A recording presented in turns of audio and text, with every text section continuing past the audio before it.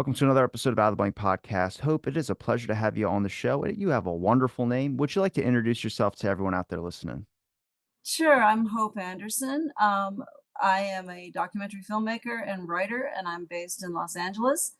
And in 2009, I made a documentary called Under the Hollywood Sign, which was a cultural history of Beechwood Canyon, which is where the Hollywood sign is located. And I that's how I got interested in the neighborhood. And various things happened. I started a blog writing about the history of the neighborhood and to promote my documentary after it was made. And things kept happening. And that's how Howard Hughes comes into it. But you can get to that later. Yeah, we're gonna the main topic. Well, one of the topics is gonna be Howard Hughes, but I really want to talk about your documentary because through looking at your site and then coming across that you made this documentary, why did you choose the Hollywood sign? I mean, most people make a documentary about like something that has like actions or explosions or something like 3 Mile Island or something. But I think Right. what you probably found out was looking deeper at the history of the Hollywood sign. There's a lot of fascinating things about it. Right. Well, the Hollywood sign, it wasn't the entire documentary. So Under the Hollywood Sign was really about my neighborhood, which is called Hollywoodland. And the reason Hollywoodland exists is because it was the first hillside planned community in Southern California. And it was developed in 1923. So most of the houses, the original houses here were built between 1923 and 1925, but they were still selling lots. So they built the original Hollywood sign was built in 1923 as a billboard for the neighborhood. It wasn't a tourist attraction. It was just like a lighted billboard, and it was very flimsy, and it was supposed to last like 2 or 3 years. And but it was never taken down. And it did not become a symbol of Hollywood until much, much later. And it's gone through these various phases. And of course, the sign you see today is a replica of the original sign. It looks like the sign. It's nothing like the sign. I mean, it's heavily engineered. It will not move. It would survive anything because it is attached to caissons, which are dug into the rock. And this whole neighborhood is built on about 100 feet of granite bedrock. So it just doesn't move. I mean, it's one of the great perks of living here is that you don't feel earthquakes. Um, I mean, maybe some people do if they live on the floor, but I live on a hill on a shelf that's cut into this rock, and I've felt one earthquake in 19 years. So the Hollywood sign as it is today is not only incredibly well built and permanent, but it has morphed into this huge tourist attraction and this huge symbol. And it became, oddly enough, a symbol of the film industry, which was never meant to be. It was just a real estate billboard in the beginning. But when I wanted to move to this neighborhood for many, many years, and when I finally did, I knew something about the neighborhood, but I didn't know when I started to make this documentary that it was just going to be this huge, 2.5 year process, and that I would find like so many incredible things about it, both modern and pre-modern, because this canyon has been inhabited for thousands of years. I mean, it was inhabited by Tongva Indians long before it was inhabited by the Spanish and then the Americans who came in the 19th century. So it's gone through all of these changes itself. So the Hollywood sign is a part of my documentary. It wasn't the reason for it. I really wanted to make a cultural history of Beechwood Canyon. Can I ask why that the Hollywood sign became a symbolistic thing for Hollywood, or why that's even become iconic as a it's like what everybody knows whenever you're talking about going to LA to go make a movie, everyone imagines the Hollywood sign in their head. Right, exactly. And that really has to do with the suicide of Peg Entwistle, who was a young actress, and she jumped off the sign in 1932. And it was really tragic because and her story was very, very uh, badly mangled. And she became this, wannabe starlet who didn't have any talent. That wasn't true. She was an amazing person, and I tracked down her family. So a big part of the documentary was the story of Peg Entwistle and the real story, which was that she had a moment, things were going badly for her. She wanted to get back to New York. She had been a Broadway star. So she was a leading rising ingenue on Broadway. She'd made her Broadway debut. She had played in Boston. She had done Ibsen. You know, she was a really serious actress, but she came out here not just because she wanted to become a movie star, really not primarily, but her family was here. Her family was living in Beechwood Canyon, and she was supporting them. So they were putting a lot of financial pressure on her, and she got a movie role. But she had a one movie contract, and it's a terrible movie. But she was good in it. I mean, she was, you know, it was a B movie. Um, it was um, it was a ridiculous movie. So she What's the was title of fine it? in it. 13 Women. I hope it's 13 and not 12. I haven't thought about it for a long time, but you can see it sometimes on Turner Classics. And it's they just threw all these actresses in it. It was kind of like a dumping ground, you know, kind of like when they used to make women in prison movies. Well, this was like a you know, women's, you know, horror movie, kind of a kind of a mystery movie, but there's, you know, they people get killed in it. So she doesn't have very much screen time because her character gets killed off pretty quickly, but she's good in it, particularly since she had never acted in movies before. She was a stage actress. So the techniques are completely different on the stage, but she did really well. But what happened was, you know, she got really depressed, and 1932 was a terrible year. It was the trough of the Great Depression, and she couldn't get back to New York. I mean, if somebody had given her the train fare, she would have been back and she would have been okay. But things were going badly. She was divorced. I think she might have been blackmailed by her ex-husband. And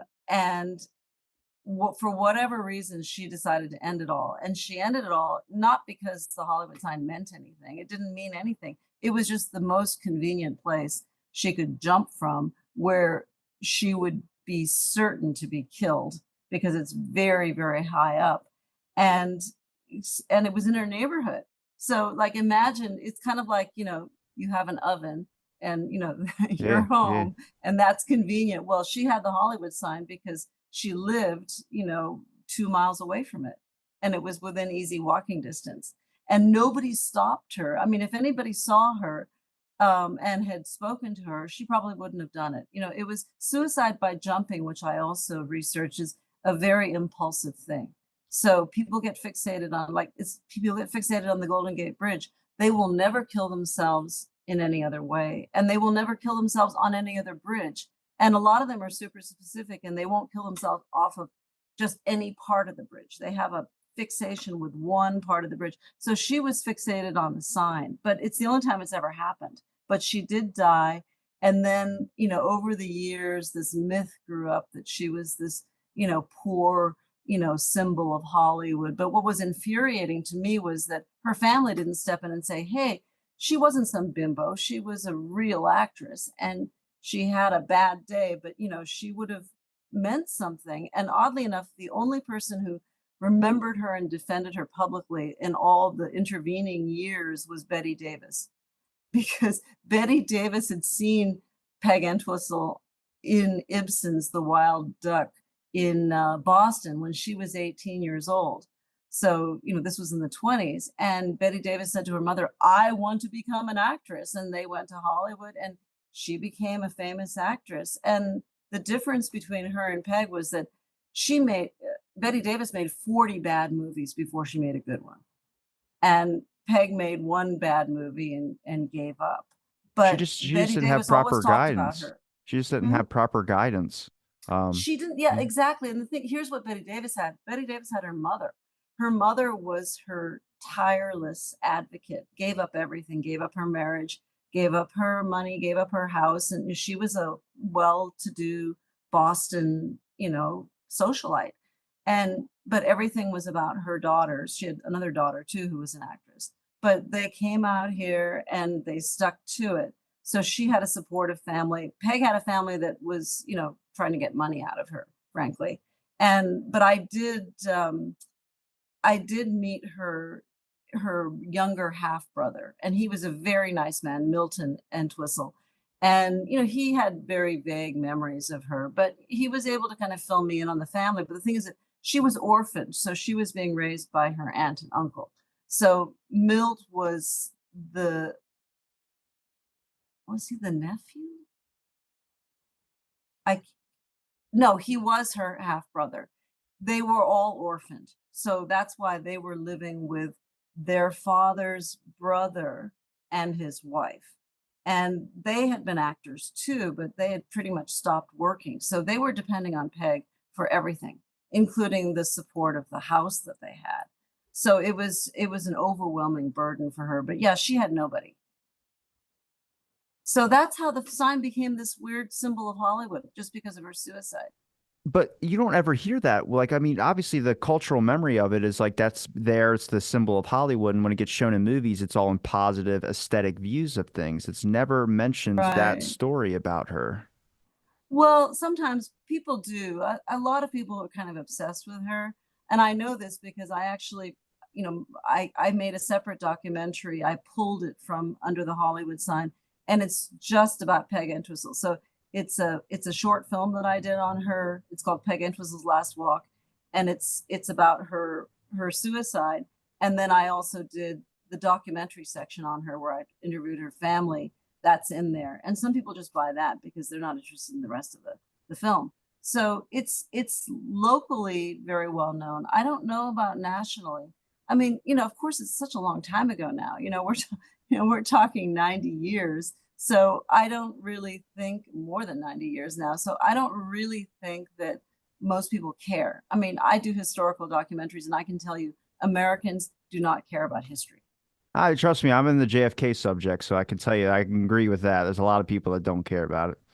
They just and they have a very poor grasp of history.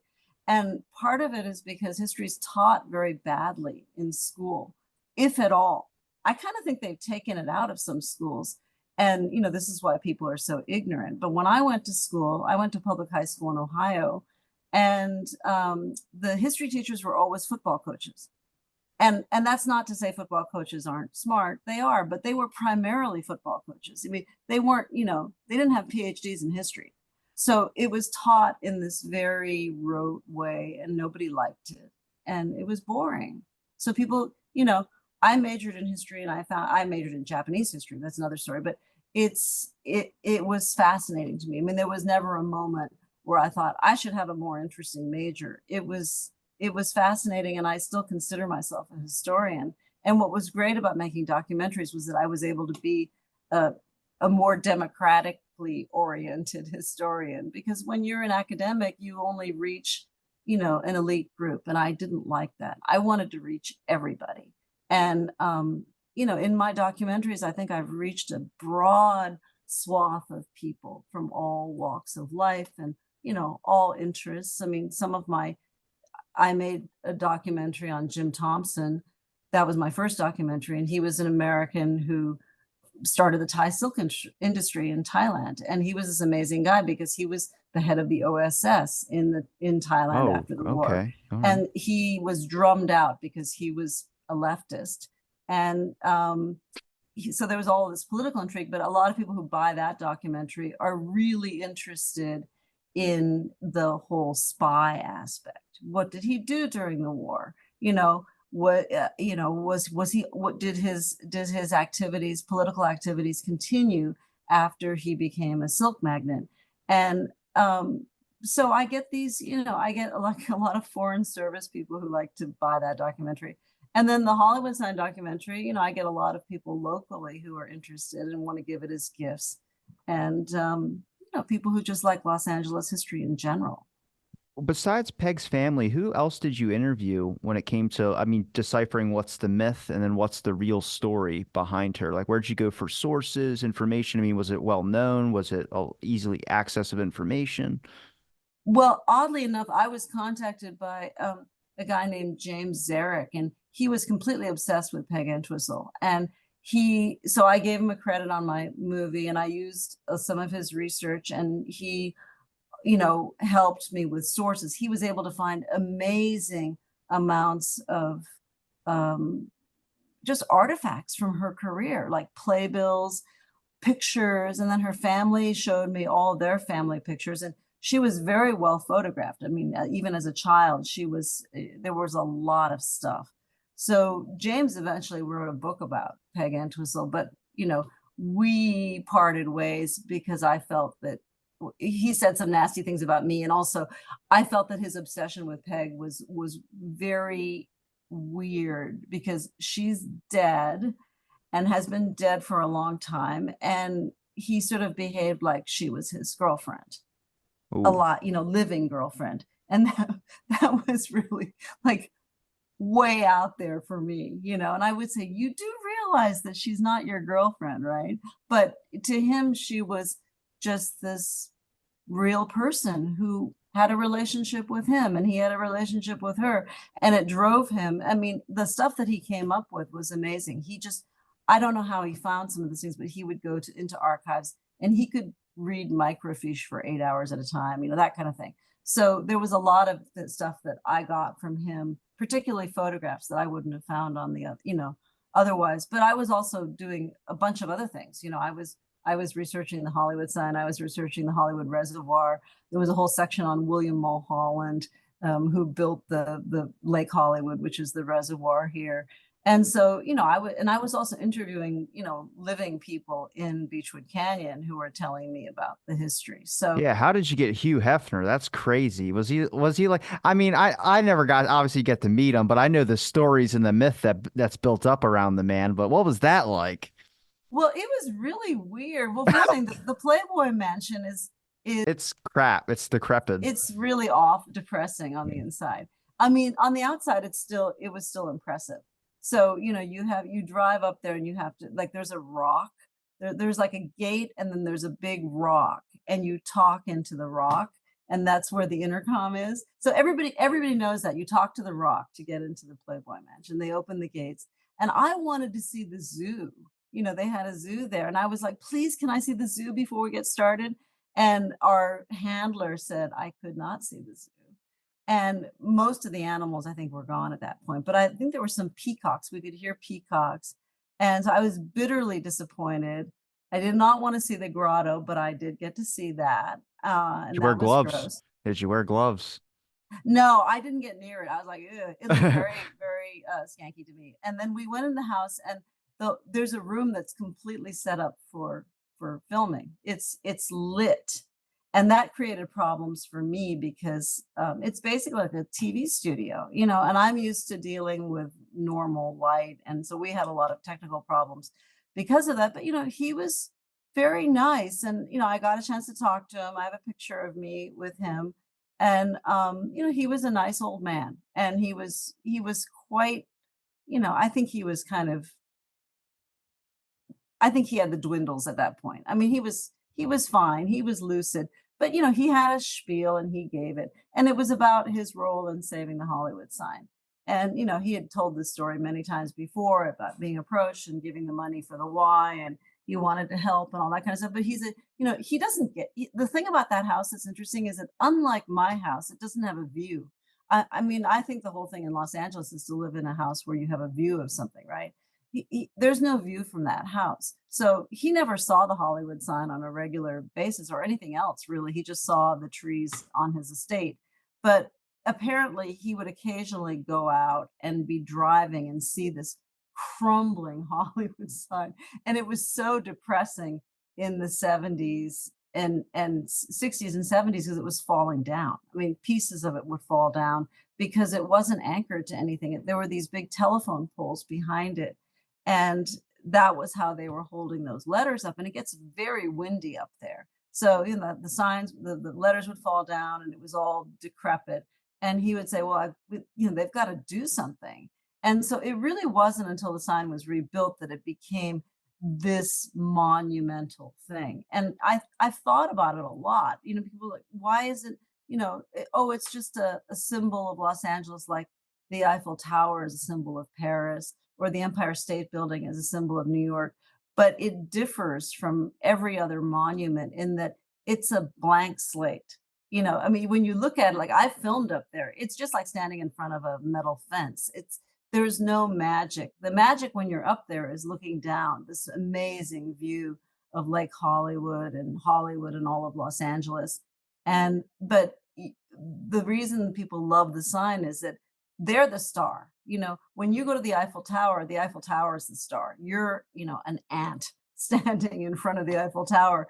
When you stand in front of the Hollywood sign and you're way down there to get the Hollywood sign in the background and you're posing, you're the big star. You might not have been discovered yet, but you're the important thing. The Hollywood sign is just a backdrop for you and your dreams and your conceits. And people, it's amazing. I mean, I see this happening every day. People come up here, they stand in the middle of the street, so get the sign directly behind them. And if they're women, they always dress and do their hair and makeup. I mean, they put some thought into their outfit. And some of the men too. I mean, it's not a spontaneous thing.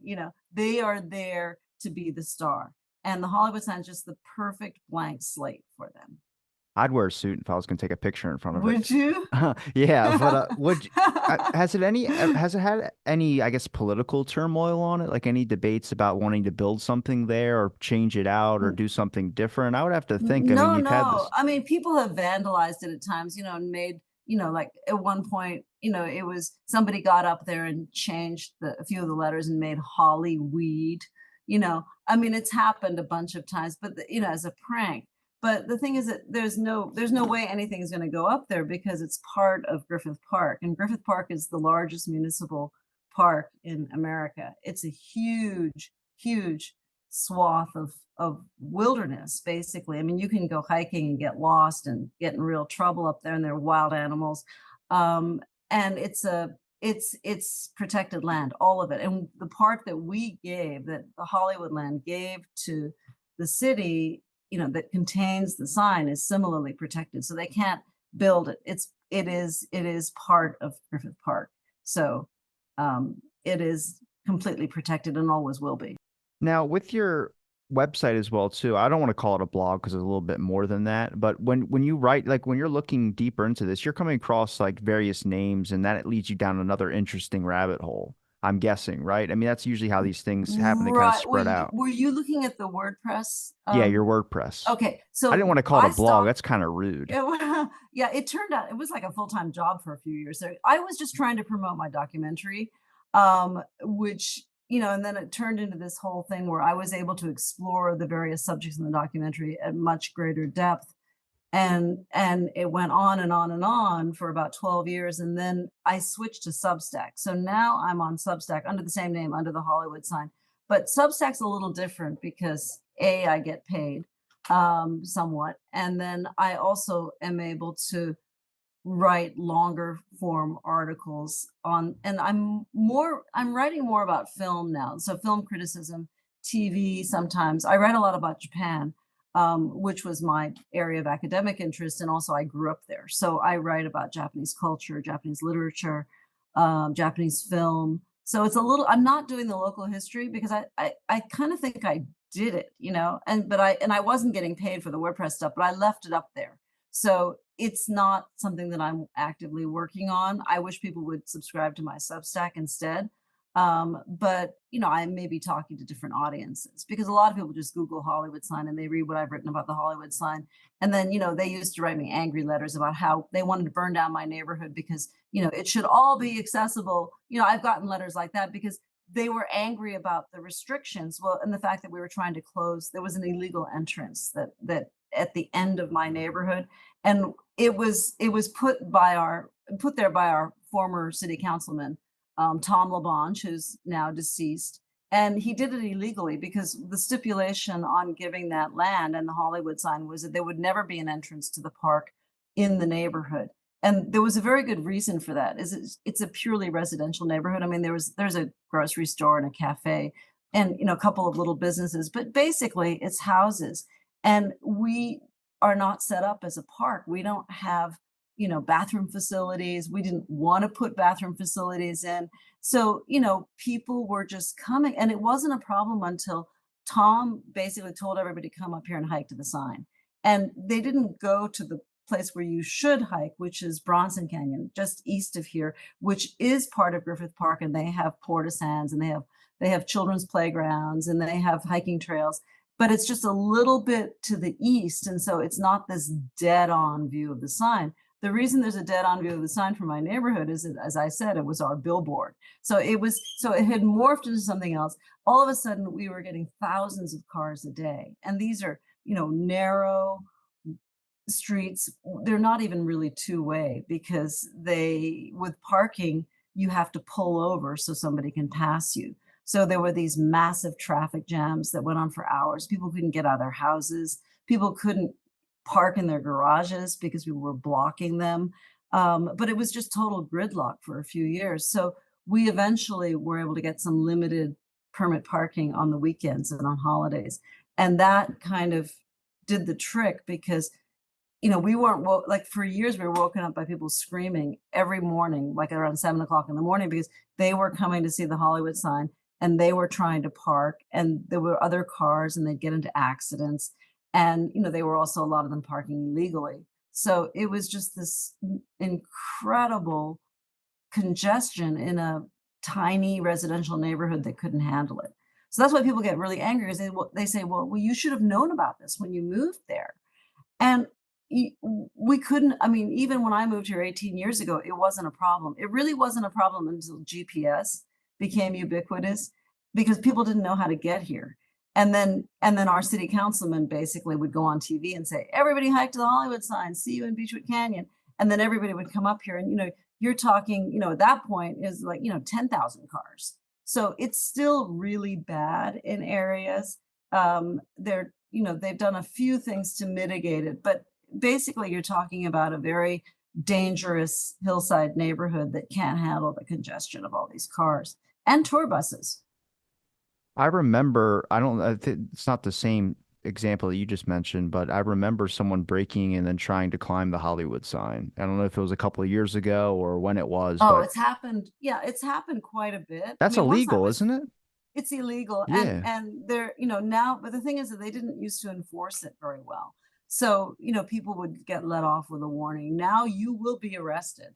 And they needed to do that because it's a high security area.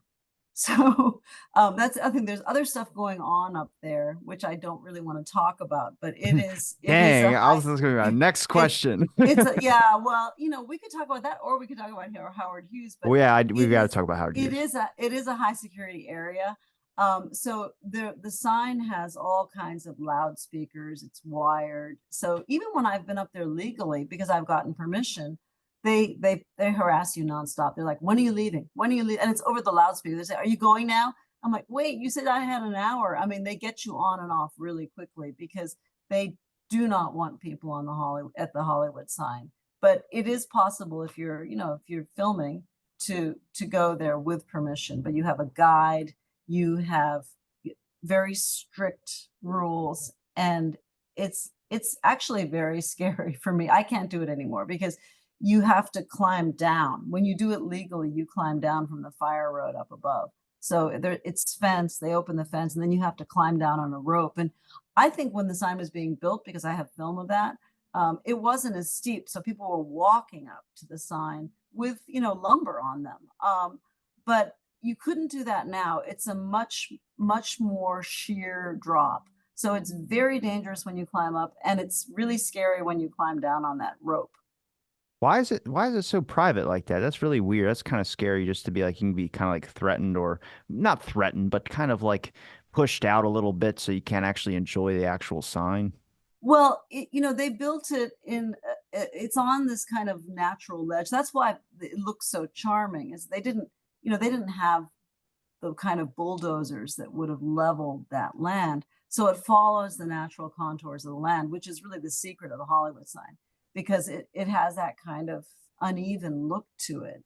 But that's just the way they built it in the 20s. But it was just this unintended thing. I mean, it's a rocky outcropping on Mount Lee, was always a radio tower. But it's a very, very steep area, and it is a mountain. I mean, we get real weather up there. It's very dangerous. Oftentimes people will try to climb up and they can't get down again. Oh. And that's the thing, is like, it's easier to go up than it is to go down, because you're on your hands and knees. So all Yeah. of a sudden you turn around and you're like, wait, how do I get off? But I think when I think when people have been arrested, now what they do is, I mean, they have a helicopter pad up above. Um, but the police will come on the road and, and make you go up on a rope because there's no easy way up or down. But yeah, in the 60s and 70s and probably even 50s, people used to go there a lot because it wasn't restricted and it wasn't, a high security area there either. But they have communications equipment up above it. So that's the thing. It's part of the infrastructure now.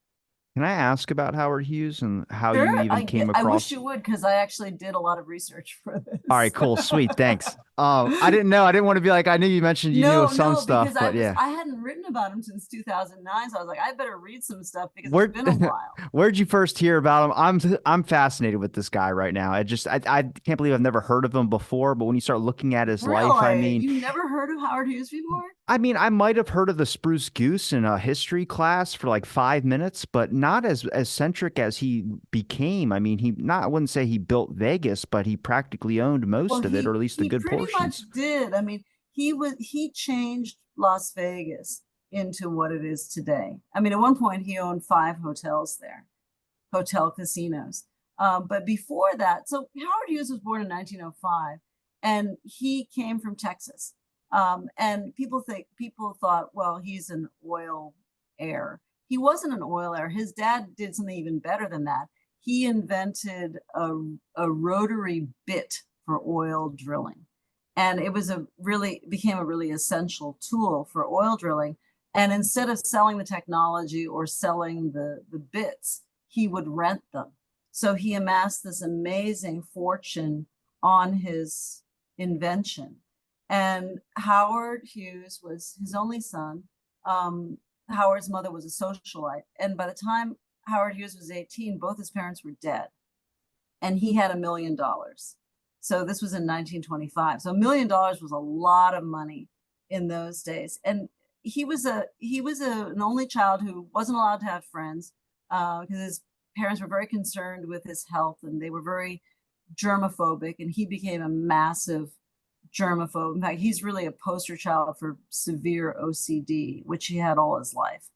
But he also, was incredibly talented as an engineer. He went to Caltech.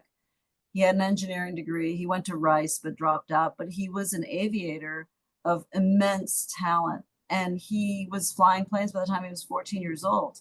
And he wound up setting major speed records for flying. He set the transcontinental record. He set the world record flying around the world in 91 hours.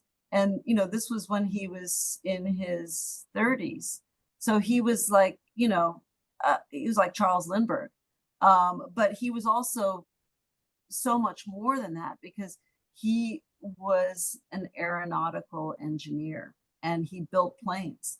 So it wasn't Spruce Goose was, the last of the many planes that he developed or built, but his company was Hughes Aircraft, which still exists. And he just did a lot. At the same time, he had a parallel career in Hollywood. And I always wondered why he became a Hollywood producer and director. And it didn't come out of nowhere because his uncle was whose name was Rupert Hughes, was a very, very well-known director and screenwriter and producer. And so when Howard Hughes came out here at 18 with $1 million, he came, not just to be a great flyer, he came to conquer Hollywood. And he did a lot. I mean, if you've seen the movie The Aviator, did you ever watch that movie? I haven't seen The Aviator, but I'm aware of it with Okay, Leonardo so you DiCaprio, should watch, Scorsese's. everyone who's interested in Howard Hughes should watch The Aviator because it really does a very good job of telling his life story, including all of the tragedies that I will talk about. But yeah, he had these parallel careers and amassed this amazing fortune because, and then it got even bigger during World War II because he was essential in the war effort. He had a congressional medal and he was charged with building planes to transport troops. And that's what the Spruce Goose was. it was a military transport plane. And unfortunately, it only flew once because it was actually too big to fly reliably. But he really did have vision, and he was just, I think he was really unparalleled as a pilot because he didn't seem to have any fear, which is why he got involved in so many plane crashes. I mean, he was in devastating plane crashes, and of course these took their toll on him personally. But yeah, I mean, so the first movie he ever made was Hell's Angels, and actually, The Aviator shows how he did that too, and that he was filming for several years on that one. So that came out in 1930, and then he also made the original Scarface in 1932. So he had a track record, and then eventually he wound up buying RKO, which was the very struggling movies studio. It's probably the weakest of all the major studios. And so he was able to take full control of RKO by 1949. And he ended up running that into the ground, didn't he? Yeah. Oh, of course, because he was so crazy at that point. Well, what he did was he fired everybody. First of all, he fired For 700 people. communism. That's so Yes, crazy to me. exactly. It's such Well, a he and then no, departed time. he fired people, I think, in for economics as well, because in those days, people weren't freelancers in the film industry the way they are now. They were contract. So you were fully employed 365 days a year by the studio, and even though these people weren't making a huge amount of money, it got very expensive, especially with the actors because they were making better money than the construction people and the grips and the cameramen. But still, it was expensive to have a vertically integrated studio, which is what he had. So he fired 700 people, and then he persecuted the rest. He shut down production for 6 months just so that he could investigate people's politics, because he was a virulent anti-communist and he wanted to weed out all the commies. And that was really in 1949. That was very much the McCarthy era. So or maybe it was a little before the McCarthy hearings, but it was the Red Scare was in full swing. So he was part of that. But Hughes was somebody who, I mean, there's never been anybody like him until recently, because I see a lot of Elon Musk. parallels between him and Elon Musk. I And saw I the I kind saw of feel somebody put like up a Elon picture of Musk that. yeah, I think that he's kind of modeling his career after Hughes's in some ways because of the aerospace thing. They were both aerospace pioneers. But I don't think that Elon Musk has massive brain damage the way Howard Hughes did. It it's a billionaire mentality, which is that you can just whatever you want to do, you can do it. And that's kind of like with Elon Musk, where he's like, you can't go build a rocket to Mars, and he's like, I bet I can. And then you just start doing these things, which a lot of people like us we don't have the opportunity to be able to do something like that. But we probably would if we had billions of dollars. I mean, I would buy a banana nut from Baskin Robbins and stock it up in my hotel if I owned one. Yeah, I I don't know. I mean, yeah, they're both eccentric and all that, and having a lot of money does give you a lot of power, but I think they both had their personalities before all of this happened. I mean, it was really this kind of egomania that made it I possible. was say, which personality are we talking about with Howard Hughes? Because the beginning Howard Hughes ain't the same one that comes out in the end. Right, but he was an odd duck even at the beginning. I mean, you're talking about a kid who didn't have any friends. For one thing, he wasn't allowed to play with other children, and he was terrified of germs. And he had the thing that what had terrified him later in life was that he was afraid of being committed to a mental institution and it was because of his OCD, which was out of control by the time he was 40 years old. But no one knew how to treat it. I mean, that was the least of his problems. His main problem was that he had catastrophic brain injuries from 3 plane crashes and a car crash, and major head injuries. And I mean, he'd had X-rays, and they knew there was a lot of damage. But the one that should have killed him was the one that you will also see this in the movie, the horrifying one where he crashed an XF-11 in 1946. He crashed it onto the LA Country Club golf course and destroyed 3 houses. I think only one person on the ground was killed, but these houses, which were really nice houses, went up in flames. And his injuries were like he broke ribs, he broke his back, he he had brain injuries. He his it was so catastrophic that his heart shifted from one side of his chest cavity to the other. And he wound up with pain, like chronic pain that was unbelievable for the rest of his life Sure, he got because people say he got addicted to the pain medicine. he was. But the thing is that people thought, oh well, they made an addict out of it. But then there was a forensic study done by a doctor who was a pain management specialist, and he said actually Howard Hughes got excellent medical care. It was really cutting edge because they didn't know how to manage chronic pain back in the 1940s. They'd never seen. I mean, this guy was he could not have survived if it hadn't been for the opiates he was taking. So they kept him alive for another 30 years, which is absolutely incredible because this was the crash that should have killed him. I mean, and he also had burns, like massive burns on his body that it required grafting, and skin grafting was not really very well established at the time. So he had state-of-the-art medical care and he survived, but the only way he didn't die of the pain was because of the opiates. Because apparently what happens is your adrenaline, if you had to deal with the pain without the opiates, your adrenaline would kill you. So it's just like you're revving an engine, and got your foot on the floor and the brake on forever. And then the car won't last and you wouldn't last either. So he would have died of the pain if it hadn't been for the opiates. But yes, he was addicted to them because he couldn't live without them. You come out with a positive review on Howard Hughes or a negative one? And the reason why I ask that is because I have a specific question about The Conqueror. And depending on if you have a positive or negative view on Howard Hughes, you understand why he became an advocate for not environmentalism, but trying to stop nuclear testing from happening. I've heard two different perspectives on this. One was because of all the people that developed cancer on the Conqueror set. And then the other one is because he's a germaphobe and he was very afraid that nuclear testing, he was going to somehow get sick from that. Because a lot of people in Vegas were experiencing some effects from the nuclear testing that was happening. So I like to think it's because he felt bad about the whole Conqueror film because he ended up watching it on repeat after he bought so many copies. I think he spent $12 million or something buying up all the copies of it.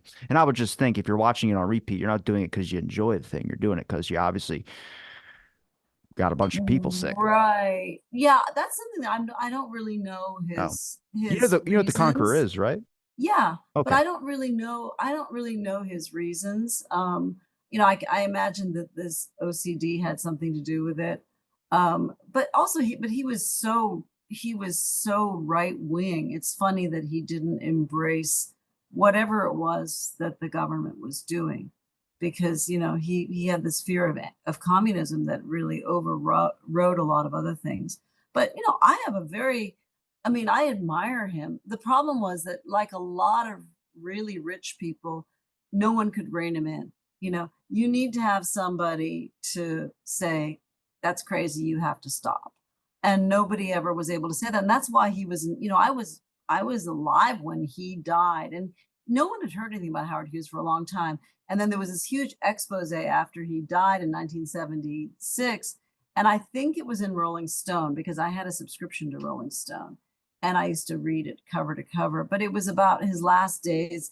And he was living at the Sands, I believe, in Las Vegas, and which he owned. And he was like 74 pounds. He was 6'4", by the way. And he was starving because he wouldn't eat anything because of his germophobia. And there was just boxes of Kleenex everywhere because that was everybody who dealt with him had to have 50 Kleenexes on their hand so they couldn't touch anything directly. And he was using Kleenexes. I think he may have been wearing Kleenex boxes for shoes. For shoes, yeah. Was that true? Yeah, I Yeah. didn't know if I made that up. That was probably my favorite part. But I was like, did I make that up? Because that seems really weird. But he was a mess. I mean, when he died, they did the autopsy and they found broken hypodermic needles in his arms. But his doctors said he was a very very obstinate patient. I mean, he, to the end, of course, the problem was that his paranoia had gotten to the point where, he didn't know what he was doing, but he was still able to protest and to say no to his doctors. So they weren't able to care for him. They weren't able to feed him the way they would have. And then eventually he wound up in Mexico, and then he decided that he had to go to Houston, and he died on the plane on the way to Houston. Kind of like the Shah of Iran. He did the same thing. And this is the thing, when you're that rich and you have a plane, you can, decide that, you can't die, in spite of what the doctors tell you. They don't accept a terminal diagnosis. So you go doctor shopping, and you get worse and worse and worse care, and you get much worse care than a regular person would, because you're able to surround yourself with yes men. That's funny you said that because have you ever play the game Fallout? Or probably not played the game, but there's a game called Fallout New Vegas about a nuclear wasteland, and you're basically in Las Vegas, but they based the main character, Mr. House, on Howard Hughes's life. And I didn't know that until when I started looking into Howard Hughes and I discovered him. I was like, wait a minute, that's this guy? And most of all the robots in that facility in his little building are called Yes Men. And it's just interesting because start looking into Howard Hughes. He was the Howard Stark from Iron Man. That's Stan Lee. That's his inspiration, and also for Robert Downey Jr.'s character as well too, the actual Iron Man. But there's literally a figure out there. Imagine having billions of dollars or however much money he had, all these riches, best medical you could possibly ever get, and they can't help you. You are basically just kind of slowly, I wouldn't say killing yourself, but I mean, his germophobia turned to a point where it was paradoxical germophobia, which is that you're clean, you don't have to bathe, you don't have to do anything like that, but everything around you is now dirty and you have to work on that. Right. And then there's another thing. What really did his mind no favors was that he had syphilis in the 30s. And in those days, they didn't have antibiotics. So antibiotics didn't really come into use until World War II, and they weren't available until after World War II for the civilian population. So around 1930, he was treated for syphilis. And in those days, what they would do is they would use arsenic and mercury, I think, and and it didn't work, but it usually kind of made it go dormant. And so he was okay for a while, but it came back. So by the time he crashed that plane in 1946, he already had tertiary syphilis. It was in his spine. It was starting to get into his nervous system and his brain. But because his injuries were so catastrophic, they couldn't fix his injuries and treat him for syphilis at the same time. So after 1946, he wound up with neurosyphilis. So it was, not only incurable at that point, but it was affecting his mind, and it was affecting everything that he did. And that's where the paranoia comes in. And you lose the ability to organize your thoughts. So it wasn't like he was stupid, but it's kind of like CTE. Yeah. You lose your organizational skills.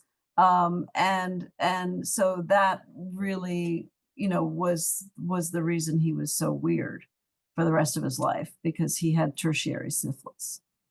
What were some, I guess, things about Howard Hughes that you might have liked and might not have liked? I mean, the womanizing, did you ever look into that? I can't tell how Oh much of that yeah, is real or he was not. ridiculous. And the worst thing was that he was like the worst kind of womanizer, because he was jealous of the women that he was cheating on. So, he had all these, movie star girlfriends. I mean, this is where I should get back to the Coenga Peak property, because the reason he had that land was that he wanted to marry Ginger Rogers, and he wanted to, and you know who Ginger Rogers was, right? She was a very famous movie star, Fred Astaire's dance partner and all that. And he wanted to marry her, and he wanted to build a house up on that land at the top of Mount Lee. And she realized that, he was already like super OCD and had to count his P's and all that kind of stuff.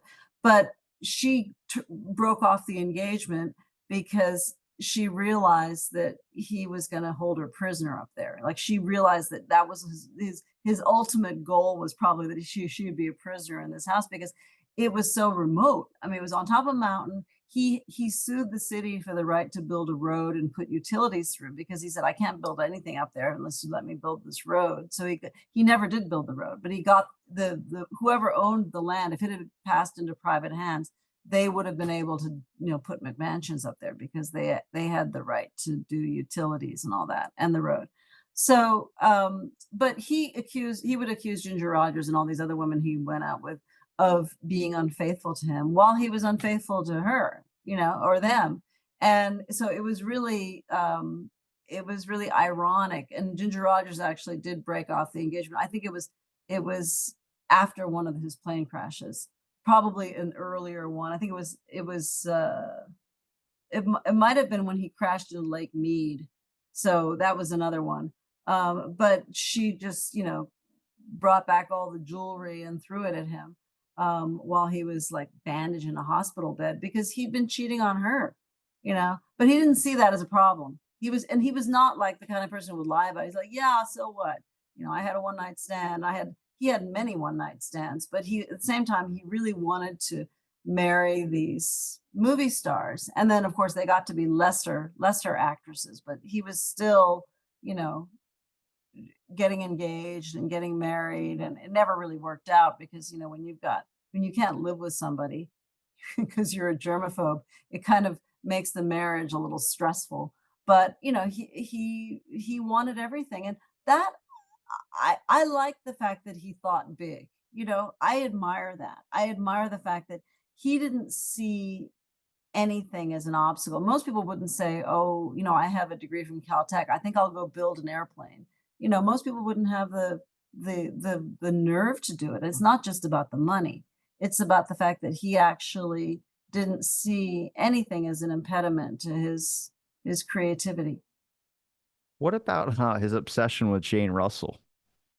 Well, I she didn't even know was. who she was before Howard. I saw it. I was like, oh my God, Jane Russell. I was like, who is this? And then find out Howard Hughes is just, I mean, I don't know what film it was, but they counted like a number of boob shots because he was so obsessed with her. I was like, is this guy real? I feel like this is starting to be myth now. No, well, she was very well endowed, and I think he built her bra, Yeah, like he he built the engineered a underwire bra bra. for Yeah, her. that's crazy. That's But crazy. she was under contract at RKO, and he wanted to make a big star out of her. And, she wasn't a great actress. So she knew the name of the game. I mean, she had to capitalize on her looks and on her, gigantic breasts. And he was all great with that. But I don't think they were ever involved. I think he was interested in being involved with her. I don't think they were. But yes, she was his protege, and he really did make a star out of her, because she got a whole career out of it. And I remember, like, when she was an old lady, she was doing commercials, on TV, and I think they were bra commercials, actually. And I remember that's what I knew her from. It was like girdles, I think. Maybe it wasn't even bras, but it was, some sort of ladies undergarment. So she had this whole lucrative career as a shill for girdles, I think. Did you? That's at least she kept it going. Yeah. That's Oh good yeah. for And she her. looked, I mean, as a much older woman, she still looked great. She looked amazing. She didn't need that girdle. She, she looked amazing. Did you ever hear about the Baskin Robbins story with Howard Hughes? No. I mentioned it earlier, but you kind Yeah, of you looked at me did. like I Yeah, didn't like, I meant, yeah. So close when he was living at the Desert Inn, what happened was he used to eat this favorite ice cream and sit in his movie. He had his own movie studio basically in his hotel, and like you said, he blacked out, taped all of them on the windows and everything. Well, he had a favorite ice cream that was banana nuts, and when he asked the hotel to call and give them like get an order of banana nut in, they said they were discontinuing the flavor, so he bought 350 gallons worth of the flavor before it ran out. So after all this process of a week of this banana nut coming from Baskin Robbins to him, he decides, like when it arrives, that, oh, I don't want banana nut anymore. I would like French vanilla. So they tossed out like hundreds of thousands of dollars on this ice cream. He ended up getting his French vanilla, and they had this banana nut ice cream stuck in their freezers for, I mean, up to a year. And eventually they started going out in buckets, and anyone that had a bucket or anything that they could bring to carry this ice cream. And you got free banana nut ice cream because the hotel was just tired of having it there. They tried to sell it to their guests. Nobody was buying it. But yeah, he just, to me, I was like, that's the craziest thing. Hey, that flavor's gonna be discontinued. Hey, tell them, put a special batch for me, 300 gallons or whatever, and then, have it sent over. Then it gets there and he's like, nah, I actually just want French vanilla But, I don't think that it would keep. I mean, why didn't he just get in the a freezer. recipe? He could have bought the recipe and had somebody make it for him. But that's Howard Hughes. He could have donated to cancer research or done any of that to help with the John Wayne stuff instead of buying all the production films. He was just this. I don't think like there was very like strategic things about him, creating a brawl for someone that you're attracted to. I don't know how you even think about like I'm going to use my engineering skills and put this thing together. But then you look at like the John Wayne film. He bought it all and then didn't donate to cancer research, but spent however much money on just getting rid of the film so you're not traced to it. I mean, it's kind of paradoxical himself in a way, which makes him even more fascinating. Well, I honestly think that the syphilis was kicking in at that point. That's a really good example of not being able to think logically, you know. That's what And happened to it's Al sad Capone. They because let he him was a die. really brilliant person. He was a brilliant person, but when you can't organize your thoughts and you don't have any logic, it hurts you in the end. So that's why he wound up so isolated, and he was surrounded by these yes men, and he'd fired all the people that he had, had helped him earlier in his life who were competent. And that's what often happens, that you see that over and over again, and it's very much helped by great wealth because you can isolate yourself and insulate yourself from what you don't want to hear. What about the loans? Do you know about the loans that he gave? Mm-mm. Well, he gave a loan. It's kind of funny for me because I just find it fascinating. I'm a history guy, but specifically, it's like probably the 60s and 50s onwards to the more relative times today, mostly Kennedy, Nixon type stuff. Um, but he donated to Richard Nixon. It's actually one of the things that people speculate was the Watergate, because nobody really knows why, besides Nixon trying to hide something about the Watergate burglary. The plumbers don't even know. They never said anything about what specifically they were looking for. There's the Pentagon Papers with Daniel Ellsberg, and there's a bunch of stuff. But one of the theories, which Nixon did speak about, which was Howard Hughes's loan. Howard Hughes had donated a large sum of money, I think 200 something thousand dollars, to Richard Nixon's campaign, but through his brother. Don Nixon. I think his name's Don Nixon. And Don Nixon used it to start a burger chain called, and I swear to you, their main thing was the Nixon burger. Uh I never knew that. yeah, I have it on my YouTube. If you check out shorts, there's a whole shorts on it. But the crazy part about that story is that when Nixon went to go visit his brother's burger chain, they got these fortune cookies out. Communism, they're all having a laugh at their serving fortune cookies as a joke. Well, they open it up, and in the fortune cookie said, "Ask him about the loan." And if you look up Nixon and the Nixon burger, you'll see photos of Nixon standing in front of a banner, and the banner's in a whole other language, and he's laughing, thinking it's a big joke, when really someone was kind of throwing him out there, saying, "Hey, he took a large sum of money from a wealthy billionaire." And it wasn't until later, but everyone kind of knew it was Howard Hughes, which I just find fascinating. Again, that's how I end up discovering Howard Hughes. So how odd. I mean, so whatever happened? I mean, did Howard Hughes know that his money was diverted into a burger chain, do you think? Oh, 100%. Most of his stuff is tax evasions. He talked about building a community in Las Vegas and never even got the community up and going. I mean, that was him in general. He got so much of his money of buying land and property. A lot of that was just like tax evasion stuff as well, too. But yeah, he donated specifically to his brother, knowing that it was going to go into something. But it wasn't just like, it was kind of like some of it went there, and then a lot of it went to Nixon's campaign. He also donated to Kennedy, too. He supported both guys. He kind of saw it as, there's two horses in this race. Why don't I bet on both? So either way, I'm coming out with something. Right, right. Well, that was smart. Oh, so getting back to the land though, which is how I mean, of course I knew about Howard Hughes and I knew about his sad, pathetic death.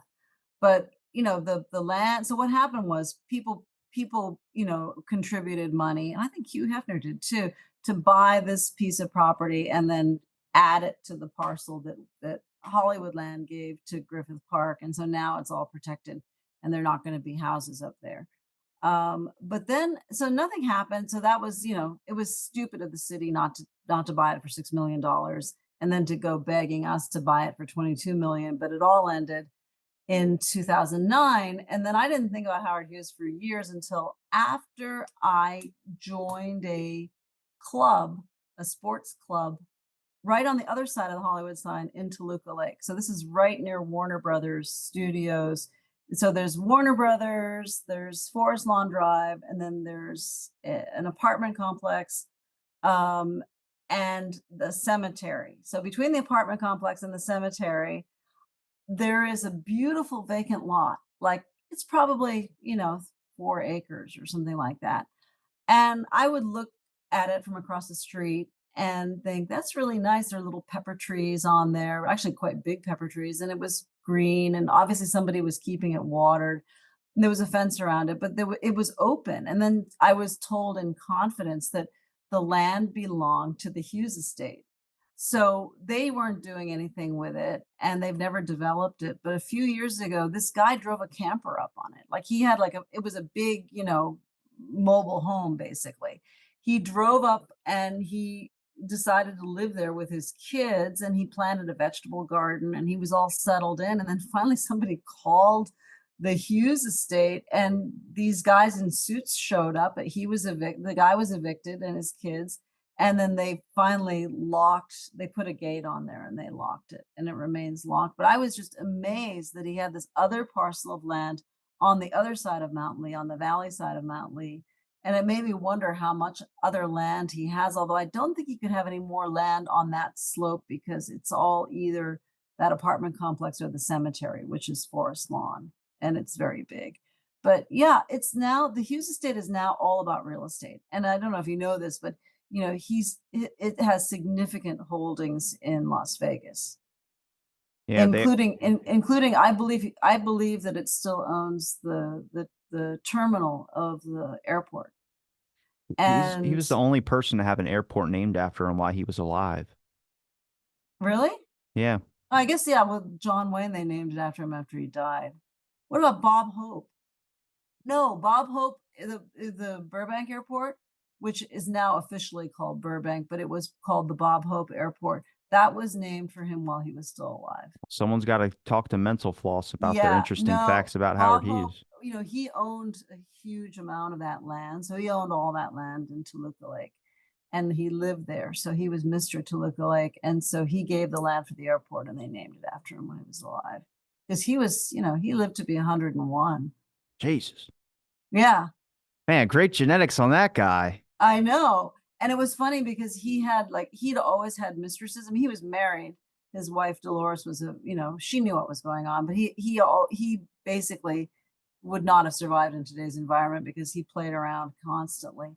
And he had all these mistresses. And even at the end, like almost until the end of his life, when he was, in his 90s, he had one mistress left, and she was local. She lived in Toluca Lake. She was a nice little old lady who lives in Toluca Lake, and he used to visit her. But yeah, he never, that was just part of his life to be a philanderer. And the deal for Dolores was that she got whatever she wanted.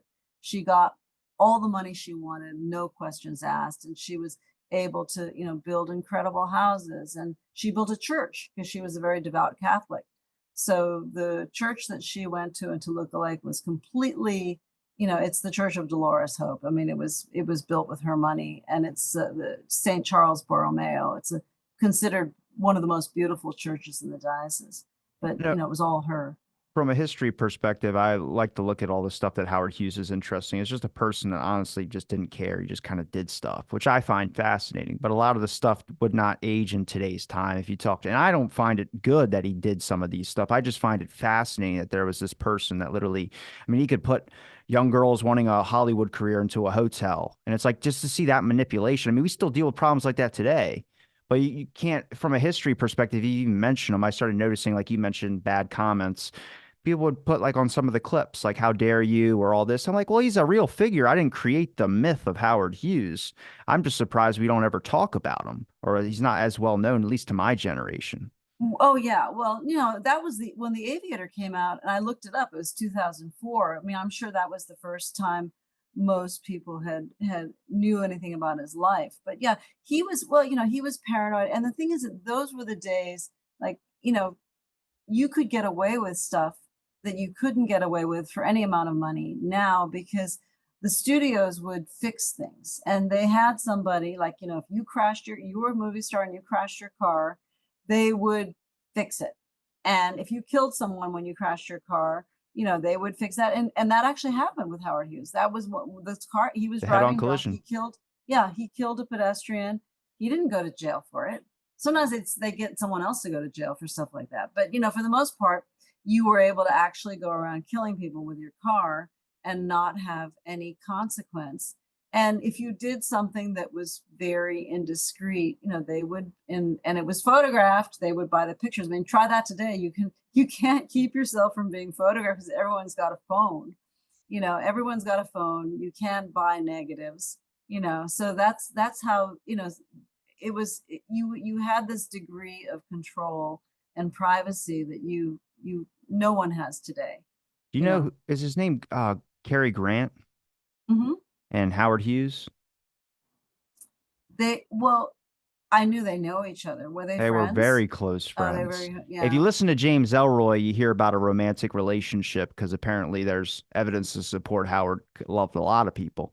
But somebody, this is factual, somebody, I don't know if Hughes died before Grant or Grant died before Hughes, but somebody sent flowers to the other Well, no, person's I think funeral. Hughes died first. So Cary Grant sent, or no, yeah, Cary Grant sent flowers to Howard Hughes's funeral and had his name on it. It just said Grant on it.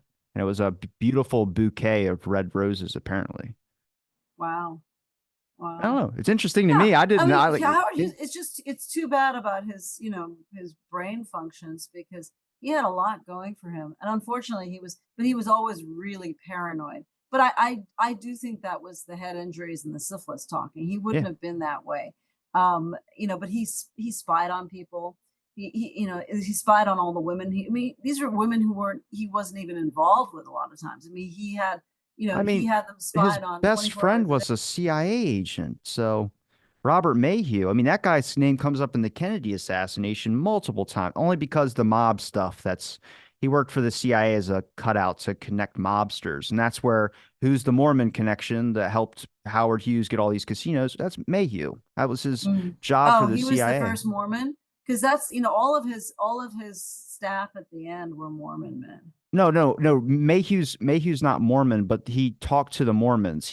Howard Hughes, there's a memo talking about can you talk to the because I think Howard Hughes' train of thinking, and it's so smart, which is that the Mormons, they're based on like good ethic, good work, and people that you can trust around money and things of this sort, that they weren't going to steal from you because of their values. Even though the mobsters were skimming still money off the top of Howard Hughes's casinos a little bit, but the Mormons really helped out Howard Hughes kind of disconnect from the mob a little bit and kind of exclude the mob out of Las Vegas, which I just found fascinating. I was like, who would have thought of that back in the day? Yeah, yeah. I don't I know. mean, he really was Mr. Las Vegas. But it's interesting because I think now, when people think about Howard Hughes, I guess they do think about his aviation feats. I mean, it was just amazing how he set these world records. But the his inventions are obsolete. So it really has the basis of his wealth really became land. And he owns a huge amount of land in Los Angeles too, but particularly in Nevada, he owns a lot of land. So his estate does. So we're talking, it's 48 years since he died, and here we are talking about him. I know. I mean, that's what's incredible, I'm getting a poster for my back wall back here. I can tell you that.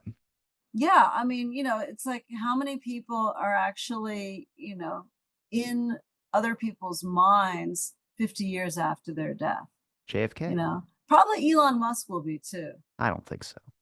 You don't think so? No, I'm not a big fan of I him. think I well, support what he no. does, but I just don't. I don't know. I think he's a little too hype.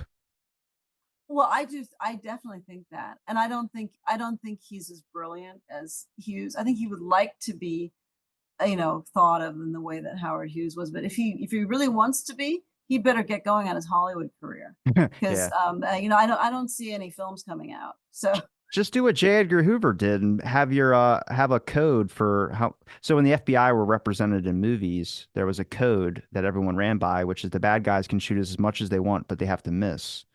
But when Hoover's G-men come on stage, they have to be these. And that's, I look back at it, I was like, damn, I was like, because I film critic, I talk to academics about it, and I'm interested in all that type of stuff. But to me, I was like, I am brainwashed to think that these FBI are like super elite super soldiers. They're just people. But that's the films come on screen there, and then you find out that at some point the CIA and the FBI were working with organized crime at a point, and you're just like, wait a minute, they were the bad guys in the movie. What do you mean? And you realize it's just like propaganda in films, which I mean, I'll have you back on to talk about that if you know a little bit about that, because that's a fun subject. Oh yeah, that would be great. I'd love to talk about that. But I do want to make one more recommendation. You're going to be watching The Aviator, right? Which is essential. Oh, yeah. And it was very good. Leonardo DiCaprio did a great job. But there's another movie made in 1980 called Melvin and Howard. Have you ever seen that one? I haven't seen that one, but I've heard of Okay, that so one that's too. the other one you got to see. It is, it's a great movie. It really holds up. I mean, I haven't seen it super recently, but I have seen it since it was made. And so this is about, it's a true story of a guy named Melvin who claimed that he had a copy of Howard Hughes's will, that he had met Howard Hughes as an old man wandering around the Nevada desert. And it turned out to be a hoax, but it's all about this wild story. The Mormon And Will. yes, and Jason Robards plays Howard Hughes. He's great. And it made a star out of Mary Steenburgen. She was the, I think it was her, maybe it was her first movie, maybe she'd made other movies, but she was great. I think she won an Academy Award. And then Paul Blamat it played Melvin. But it's a great story. It's wild and it's true. That's the thing. You watch that's an amazing story. It's so wacky, but it's actually what happened. So and you really do get a sense of Howard Hughes's final years because no one really saw him after 1950. He really withdrew from public life, but he apparently in 1972 he broke his hip, so he was bedridden, and so this guy could not have met him in his later years. But he really wasn't around. Um, and you see him in this film and he's wandering around. He's this old man with long scraggly hair, who has a really fondness for the song Bye Bye Blackbird. I remember that they played that. He sang that in the movie, but it's very moving, and I think that when you think about those two movies put together really encompass the span of Howard Hughes's life. Do you believe the Clifford Irving hoax? I don't really have an opinion on it. Okay. Do you know what it is? Yeah, I do, but you want to go through it? Yeah. So You've obviously done the research and I haven't. well, I mean, it's the Clifford Irving. I've heard varying perspectives. Like I said, I've talked to a few people about Howard Hughes, and you kind of develop this information. Plus, making my little YouTube clips, I'm actually going through documentation to find out what's actually fact and what's not. But the main thing is that Clifford Irving came out with a biography bought by a publishing company, McGraw-Hill, that was a lot of money, but it was about the last words of Howard Hughes. And it was about, I talked to Howard Hughes. Nobody had seen him for years. And he released this book and got all this publicity about it. And then Howard Hughes actually set up a phone conversation and called, and they got it on video. You can watch the video of the actual proceeding where he calls into this radio station and he denounces Clifford Irving. He's like, this guy's never met me. I've been in my hotel at the Desert Inn. I haven't left. And everyone believes that was Howard Hughes 100% because he died not too long after that. But it was in 1972, was in January, was when he called. From my memory, it's what I can tell. It might be wrong. It might be a different date. But when a lot of people say that since they don't think it was actually Howard Hughes that called in. But if you Google it, everyone will tell you it was explored as a hoax and actually led to George Orwell's film. Or no, sorry, Orson Welles. F is for fake. If you look that up, Clifford Irving was helping Orson Welles make that, and F is for fake was about a person that created a hoax to get money. And it turns out the person he was working with was doing that. So he just switched his whole F is to about Clifford Irving. So halfway through F is for fake, Orson Welles switched it to about Clifford Irving in this Howard Hughes hoax.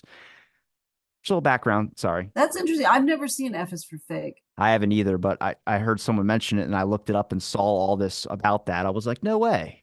Oh, interesting. Wow, we're going down a rabbit hole here. Yeah. Now we can talk about Orson Welles. We'll do that another time. But Hope, no, you've given me enough of your time. Seriously, I really appreciate it. Thank you. Is there a Yeah, it's been fun talking about it. is there a place where people can find your Substack, your WordPress, and then your documentary as well too? I mean, Yes. yeah. So you can go, the easiest place is to go to my website, which is hopeandersonproductions.com. And then you can get downloads of my documentaries. You can still get DVDs if you're into DVDs. And then you can get links to my WordPress blog, which is Under the Hollywood Sign at WordPress, and then my Substack also Under the Hollywood Sign at Substack. So yeah, I'm easy to find. I'm very easy to find, but I would really, if anybody's interested in the documentaries, you can definitely buy them and you can rent them and you can download them. And I'm going to link all those in the description. And thank you again, Hope, for giving me the time. Thank you so much. I really appreciate it. It was great talking to you, Robbie. And thanks everybody for listening to this episode of Out of the Blank. Stay tuned for next episode.